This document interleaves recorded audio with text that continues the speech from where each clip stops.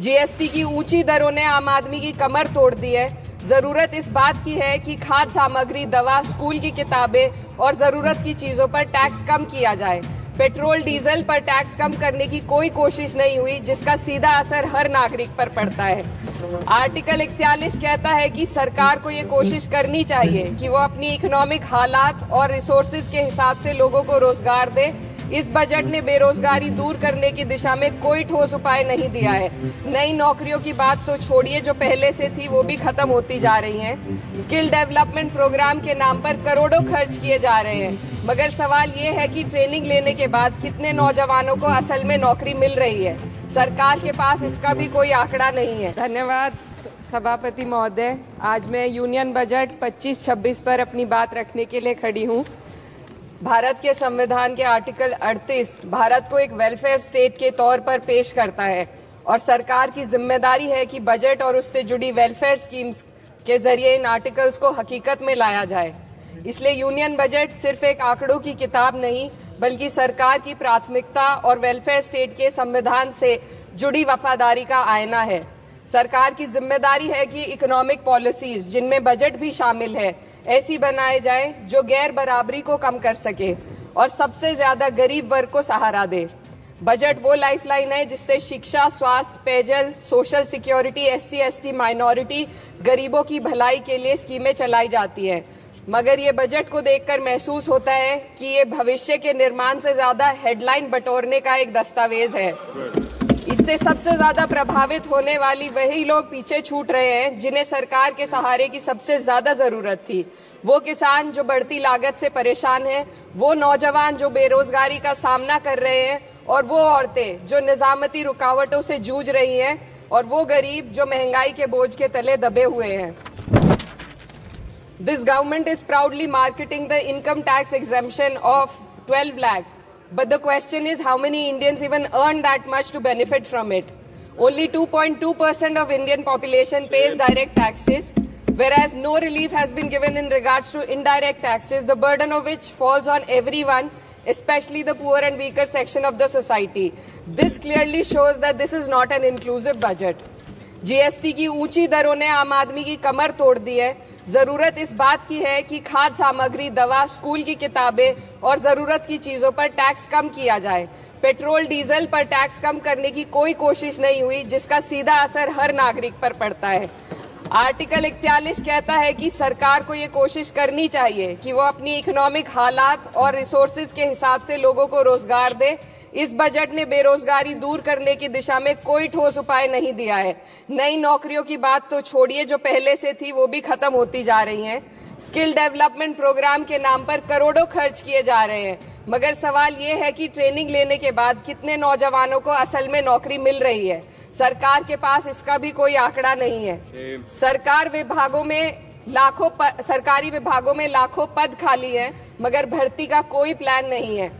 Article 45, जिसके द्वारा सरकार की जिम्मेदारी है कि हर बच्चे को 6 साल की उम्र तक फ्री और जरूरी तालीम मिले, ताकि उनका बुनियादी तालीमी डेवलपमेंट सही से हो सके, जिसको संसद ने शिक्षा का अधिकार अधिनियम बनाकर और भी मजबूती दी थी, परंतु इसकी जमीनी हालत क्या है वो किसी से छुपी नहीं है।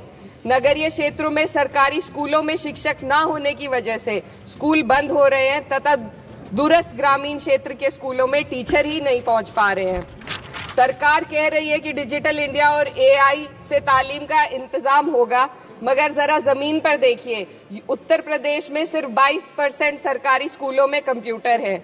मेरे संसदीय क्षेत्र कैराना में कई सरकारी स्कूल शिक्षक न होने की वजह से बंद हैं, और मदरसा एजुकेशन के बजट में 57% की कटौती कर दी गई है।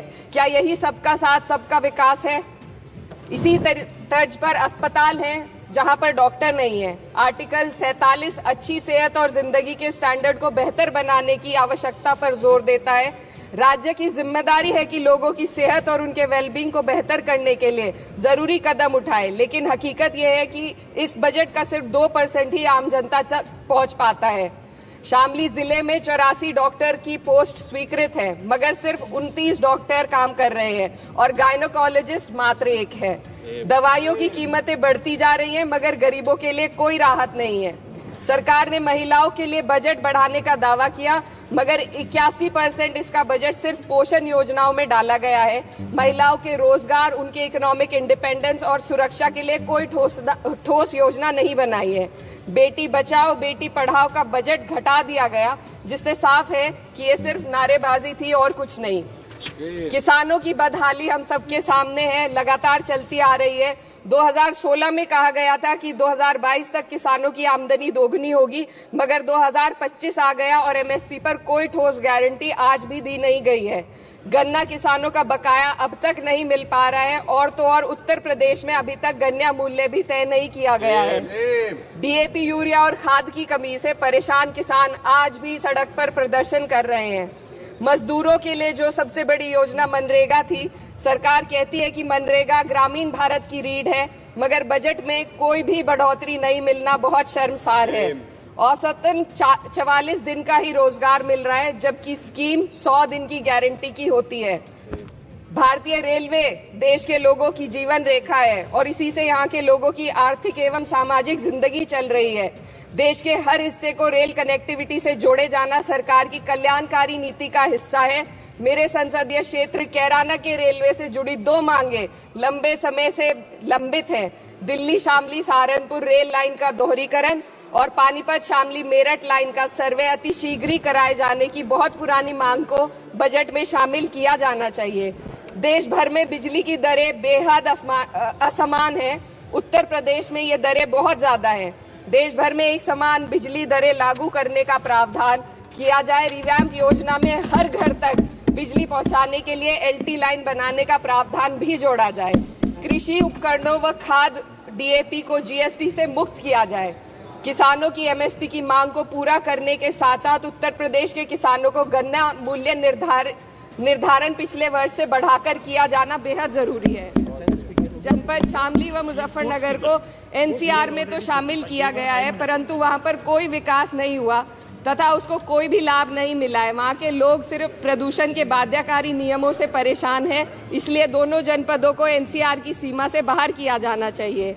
मेरे संसदीय क्षेत्र में मैं कुछ चीजें बजट स्पीच में ऐड करना चाहती हूँ। एक, ट्रॉमा सेंटर और जिला अस्पताल के अपग्रेडेशन की भी मांग है। जनपद शामली और सहारनपुर में एक महिला डिग्री कॉलेज खोला जाए। कैराना में जस्ट कंक्लूडिंग, यमुना नदी के घाट पर सौंदर्य कार्य का भी कार्य जोड़ा जाए। जनपद शामली में टेक्सटाइल पार्क की स्थापना की जाए और जो संसद निधि है, सांसदों को केवल 5 करोड़ रुपए दिए जाते हैं और एमएलए, उत्तर प्रदेश के एमएलए को भी 5 करोड़ दिए जाते हैं। हमारी मांग है या तो इसे बढ़ाकर 25 करोड़ किया जाए या फिर सिरे से खारिज किया जाए। Sir, just one minute. The union budget was an opportunity to address the pressing... Sir, just 1 minute. Please, 2 more speakers are in your party. Sir, just concluding. Pressing concern of India's citizen, rising unemployment, soaring inflation, crumbling public services and deepening rural distress. Yet, instead of offering real solution, the government has focused on optics and half measures. While tax relief for the middle class is welcome, it does nothing for the millions who earn too little to benefit from it. Education remains underfunded, rural employment stagnates and farmers continue to struggle without meaningful support. The delays in conducting the census and caste census further exposes the government's disregard for data-driven policy making and social justice. India needs a budget that prioritizes its people, not just its economic headlines. A budget that invests in human capital, strengthens social security and ensures dignity and stability for all. But what we have instead is another missed opportunity, one that fails the poor, the youth, the farmers and the women of this country. Budget प्रस्ताव पर अपने विरोध को मैं 2 पंक्तियों में आपके सामने रखना चाहूंगी। बेदम हुए बीमार दवा क्यों नहीं देते? बेदम हुए बीमार दवा क्यों नहीं देते? तुम अच्छे मसीहा हो, शिफा क्यों नहीं देते? मिट जाएगी मखलूक तो इंसाफ करोगे, मुनसिफ हो तो हश्र उठा क्यों नहीं देते?